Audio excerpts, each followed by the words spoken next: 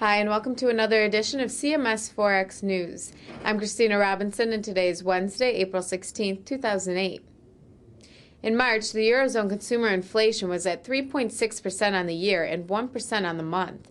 Both figures exceeded forecasts, and the annual rate is at a 16-year high. As Trichet had correctly assessed, second-round inflation appears to be lingering, which justifies the ECB's decision to hold rates last week. U.S. consumers paid 0.3% more in March than February for the same basket of goods. Core prices rose 0.2%.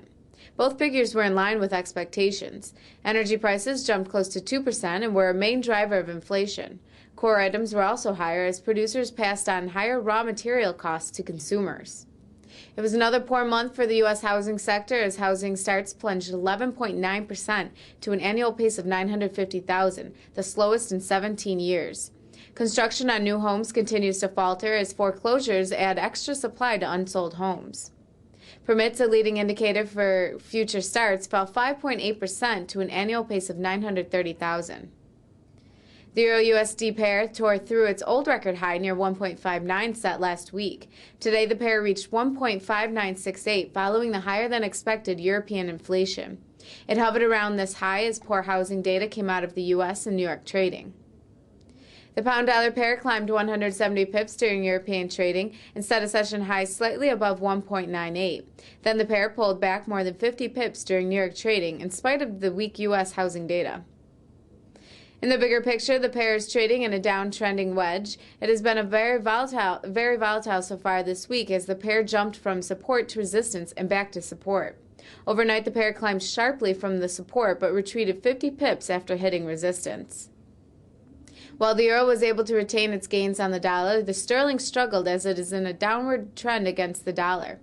Widening growth spread and interest rate spread for the two economies are reflected by the appreciation of the euro relative to the sterling.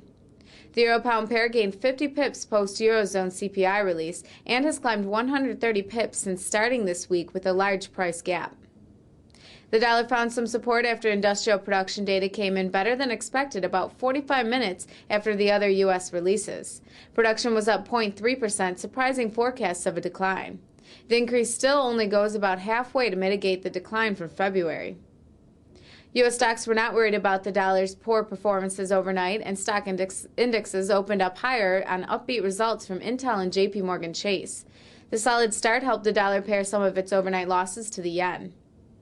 In Canada, manufacturing shipments rose 1.6%, beating expectations. It was the second increase after a weak December, in which shipments declined 3.7%. The auto industry bounced back in February and was a big factor in the stronger figures. The Loonie was on a tear today against the greenback, surging about 160 pips from its overnight lows. A new record for oil prices and general dollar weakness this session helped propel the pair close to parity.